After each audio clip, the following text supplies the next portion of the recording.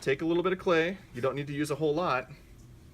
And that'll be what you use for your slab. Remember, wedging, super important, especially if you're working with the workable clay. Okay, a little bit of wedging just to make sure there's no air pockets. I would suggest that you first just trace around the circle instead of cut around the circle. Just trace the circle on first and then cut. I also have some larger circles for you, but if you're trying to accomplish this project using those, it may take you a lot longer than the time that we're going to be spending on this more formative project. Okay? So cut out your circle. I like to just cut out chunks at a time. Next part of the demo here is how to make coils. So coils, you want to start with the amount of clay that's roughly about the size of your fist. Especially if you've got a circle this size, that's going to be enough clay to make the full circle happen.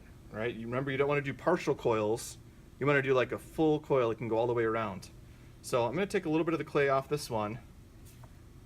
And sometimes turning your board to the side so it's longer than it is wide, wider than it is long actually.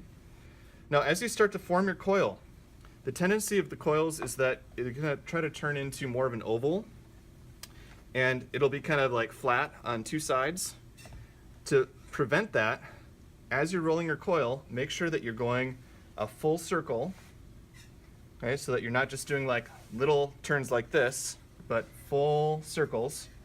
The other thing that can really help is kind of widening your fingers out rather than keeping them real thin. And also kind of start in the middle and push out as you're rolling. So kind of do some rolls like this and then push out as you go. The lower down you are on your project, the thicker your coil should be.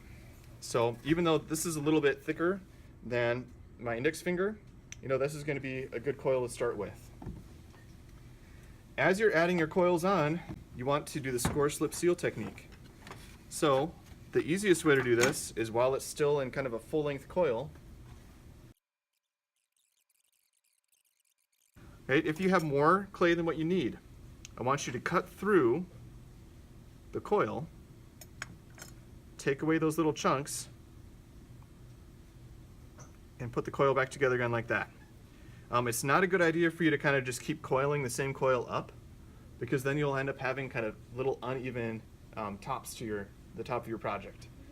So you want to try to keep your project as even as possible.